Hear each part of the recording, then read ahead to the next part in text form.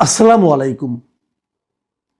প্রিয় দর্শক, তারেক রহমানের স্বদেশ প্রত্যাবর্তনের পর গতকাল প্রথম দিনেই আমি কিছু কথা বলেছিলাম যে একটা নতুন ধরনের আমরা দৃশ্য দেখলাম এবং ওনার নতুন ধরনের বক্তব্যও শুনলাম এবং আমি প্রত্যাশা করেছিলাম যেন ওনারা নতুন ধরনের একটা রাজনীতিও শুরু করেন।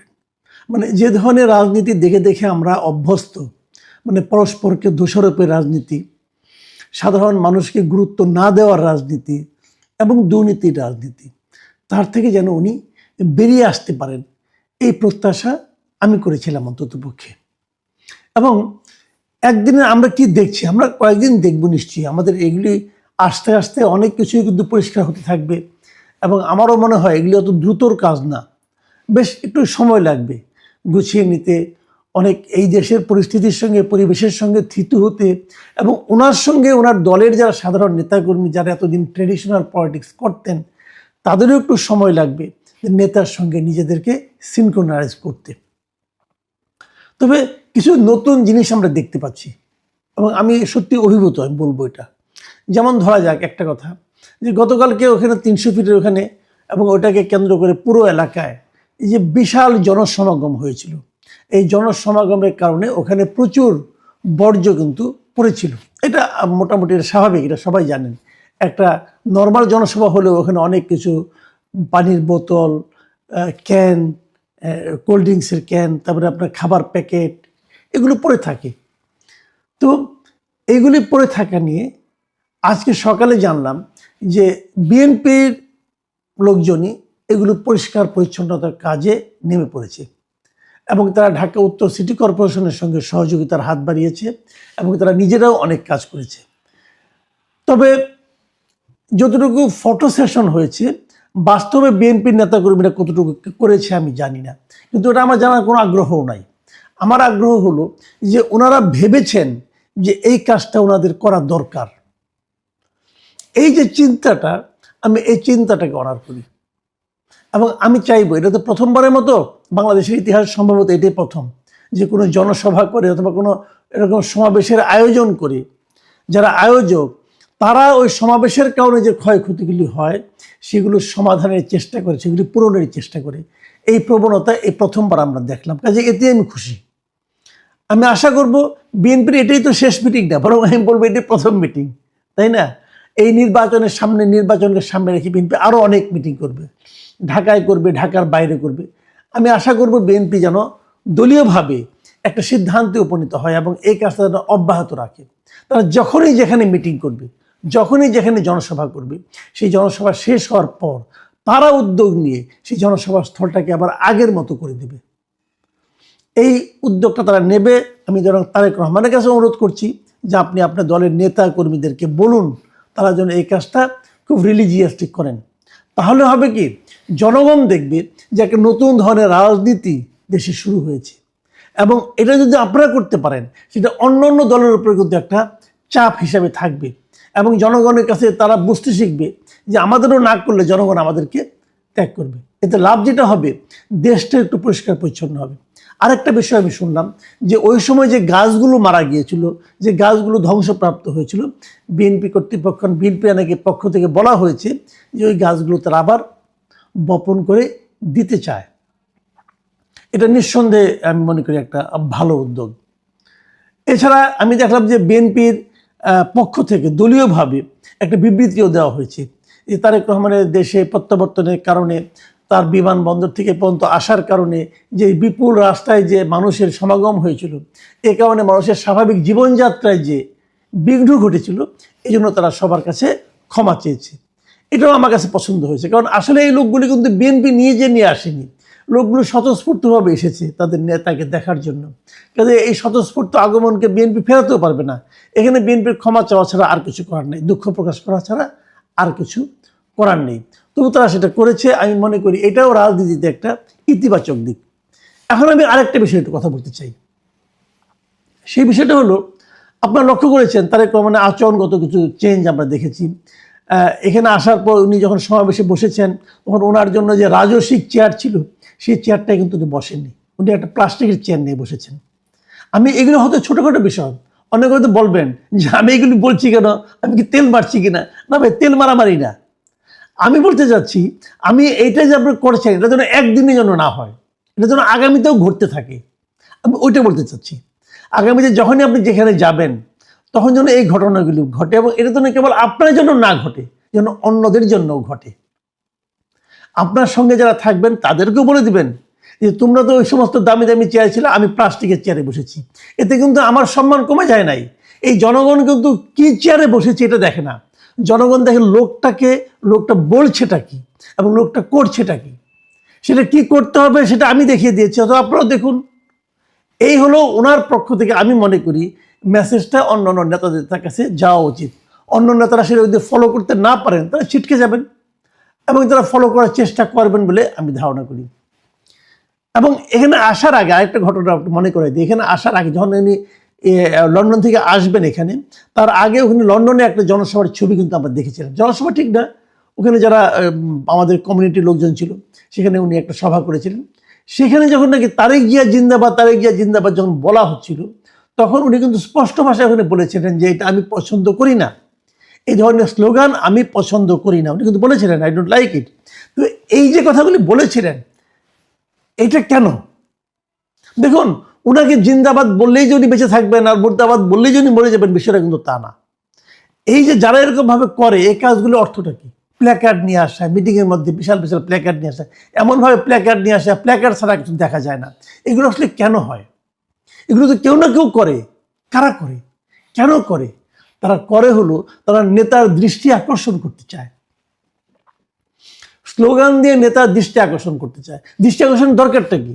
নেতার দৃষ্টি তো তার কেবল আপনার প্রতি থাকলে চলবে না। আপনার হলো পাতি নেতা ধরা যাক, তাহলে আপনার হলো জুনিয়র নেতা অথবা সিনিয়র নেতা, যা হোক, আপনাদের কাছে থাকলে তো হবে না। নেতার দৃষ্টি থাকবে পুরো দেশের উপর, পুরো দেশের জনগণের উপর। কাজেই এটা আসলে এক ধরনের তৈলমর্দন। এই তৈলমর্দনের হাত থেকে কিন্তু আমি মনে করি তারেক রহমানকে রক্ষা করতে হবে। আমি একটা কথা বলি, নেতাকে যখন এরকম তৈলমর্দন করা হয় ব্যাপকভাবে, পাইকারিভাবে, এবং নেতা যখন সেই তেল নিতে পছন্দ করেন, তখনই কিন্তু শুরু হয় সেই নেতার স্বৈরাচারী হওয়ার সূত্রপাত।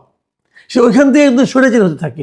সবাই তাকে বলতে থাকে, নেতা আপনার কোনো ভুল নাই, আপনি যা করেছেন সব ঠিক, আপনি মহান, আপনি মানুষ না, আপনি মহামানব। এই যে বলতে থাকাটা, এরকম বলেই কিন্তু নেতাকে মানুষ নষ্ট করে ফেলে। একসময় নেতা মনে করতে থাকে, আরে তাই তো, আমার তো কোনো ভুল নেই, আমি যা করি সব ঠিক, উপরে আল্লাহর নিচে আমি, মাঝখানে আর কেউ নাই। এই যে মানসিকতাটা, এই মানসিকতার নামই স্বৈরাচারী মানসিকতা, যেটা শেখ হাসিনা অর্জন করেছিলেন এবং তার ফল উনি ভোগ করেছেন। এখন মানুষটাকে এইভাবে কিন্তু বানানো হয়, মোসাহেবরা তেল মারতে মারতে এরকম বানানো হয়। আমি আজকে কিছু একটা ঘটনা বলি। দেখেন, মোসাহেবরা কিন্তু কেবল যে তার দলের থেকে হয় তা কিন্তু নয়। এই মোসাহেবি কিন্তু বিভিন্ন কর্নার থেকে হয়, বিভিন্ন কর্নার থেকে হয় ভাই। এবং সেই মোসাহেবিটা আমি একটু আপনাদের ধারণা দিতে চাই যে কি ধরনের মোসাহেবি আমরা ইদানিং দেখতে পাবো আগামী কয়েকদিন। আমি কয়েকটা আপনাদেরকে নমুনা দেখাই, সেটা দেখাবো। আমি প্রথমে দেখাবো মিডিয়ার মোসাহেবিন, এটাই দেখাবো আজকে। পরবর্তী অন্য অন্য মোসাহেবিন নিয়ে আমরা আলোচনা করবো। আমাদের মিডিয়াগুলো উনি আসার পর, কালকে উনি এসেছেন, আসার পর আজকে আমি কয়েকটা পত্রিকার একটু প্রথম পৃষ্ঠার চেহারা আপনাদেরকে দেখাতে চাই। আমি প্রথম যে পত্রিকাটা আপনাদের দেখাচ্ছি সেটা হলো দৈনিক আমাদের সময়। আমাদের সময় দেখুন আপনারা, প্রথম পাতায় কোনো নিউজ নেই, কেবল দুটো ছবি এবং একটা হেডলাইন, জনসমুদ্রে ভালোবাসায় সিক্ত। ভাবুন একবার, কোনো নিউজই নেই এখানে। তারা আরেকটা পাতা করেছে, 3 পাতায় তারা নিউজ করেছে, কিন্তু সেখানে তারেক রহমান সংক্রান্ত নিউজ ছাড়া আর তেমন কোনো নিউজ আমি দেখলাম না। যতগুলি নিউজ ছাপা হয়েছে সবগুলি তারেক রহমানকে নিয়েই। সেখানে কটা নিউজ আছে? 1, 2, 3, 4, 5, 6, 7, 8, 9, 10, 11টা নিউজ, এবং 11টা নিউজের সবগুলি নিউজই তারেক রহমান কেন্দ্রিক। এই হলো তাদের তেল। নিশ্চয়ই তেলের মাত্রাটা বুঝতে পারছেন। এবং আমাদের সময়ে আরও একটা পৃষ্ঠা করেছে, সেটা তারা করেছে 5 পাতায়। সেই পাতায় 12 পৃষ্ঠার পত্রিকা, কিন্তু সেই পাতায় পুরো পৃষ্ঠাটা তারেক রহমানের বিভিন্ন ছবি দিয়ে তারা ছেপে দিয়েছে। তারেক রহমান আসলেন, বসলেন, হাত তুললেন, এগুলো। ভাই, এটা নির্জলা তেল ছাড়া আর কিছু না। আসলে পরের পত্রিকা দেখি আরেকটা, ইত্তেফাক দেখুন আপনারা, ইত্তেফাকে কি হয়েছে, ইত্তেফাকে প্রথম পৃষ্ঠায় যে করে নিউজ, প্রথমে হেডলাইন তো তারেক রহমান হবে, এরকম কোনো সমস্যা নাই। আমি ইত্তেফাকের ছবিটা খুব সুন্দর লেগেছে আমার কাছে, ভালো ছবি। কিন্তু তারপরে যে করে নিউজ এখানে আছে, প্রত্যেকটা নিউজ তারেক রহমানের এই দেশের প্রত্যাবর্তন কেন্দ্রিক। এখানে এই পত্রিকা ফার্স্ট পেজে আর কোনো নিউজ নেই। আসুন তারপরে দেখি, তারপরে দৈনিক ইনকিলাব পত্রিকা, এটার ফার্স্ট পেজেও তারেক রহমানময়। পুরো ফার্স্ট পেজে 8টা নিউজ আছে, তার মধ্যে একটা মাত্র নিউজ ছাড়া, যে ক্ষুধাবক্স চৌধুরী পদত্যাগ, ওটা ছাড়া আর বাদ বাকি সকল নিউজই কিন্তু তারেক রহমানকে নিয়ে, ওনার দেশ প্রত্যাবর্তন এটা নিয়ে। কালের কণ্ঠ, কালের কণ্ঠে হেডলাইন করা হয়েছে I have a plan Tarique Rahman. ওনার লিড নিউজ ওনার হবে, এটা খুব স্বাভাবিক। কিন্তু এই পত্রিকায় আর যত কয়টা নিউজ আছে তার মধ্যে একমাত্র দুটো নিউজ তারেক রহমানের বাইরে, দুটো ঠিক না, একটা নিউজ তারেক রহমানের বাইরে। সে হলো বঙ্গোপসাগরে ব্যালিস্টিক ক্ষেপণাস্ত্র পরীক্ষায় ভারত, এই একটা। আর আরেকটা নিউজ অর্ধেক, সে হলো স্বাগত জানালেন জামায়াত আমির, মানে তারেক রহমানের আগমনকে জামায়াতের আমির স্বাগত জানিয়েছেন, ওটা একটি নিউজ। তার মানে ওটা আমি তারেক রহমান কেন্দ্রিক নিউজই বলবো। এই পত্রিকা ফ্রন্ট পেজে আর কোনো নিউজ নেই। দেখুন জনকণ্ঠ পত্রিকা, জনকণ্ঠ প্রথম পাতায় কেবল একটা বিরাট ছবি আছে আর একটা ছোট্ট একটা নিউজ আছে সিঙ্গেল কলামে। এত জঘন্য মেকআপ আমি অনেকদিন পরে একটা দেখলাম, যে এটা কীরকম মেকআপ হলো আমি জানি না। যাক, ফার্স্ট পেজে আর কিছু নেই।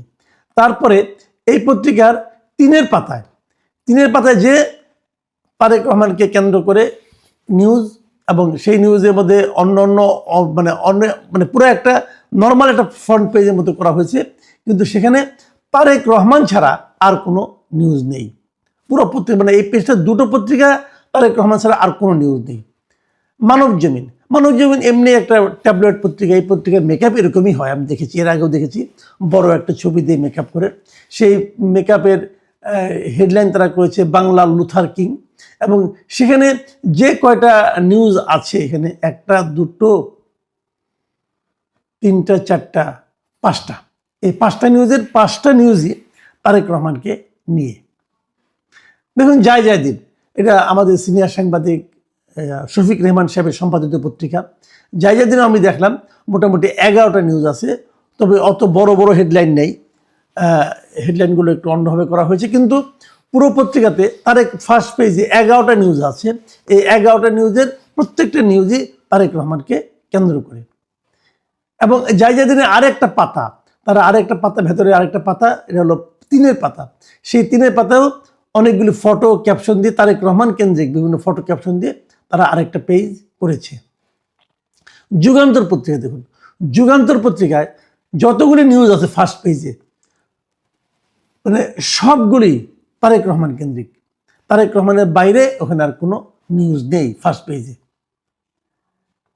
যুগান্তের পর আমরা দেখব প্রথম আলো।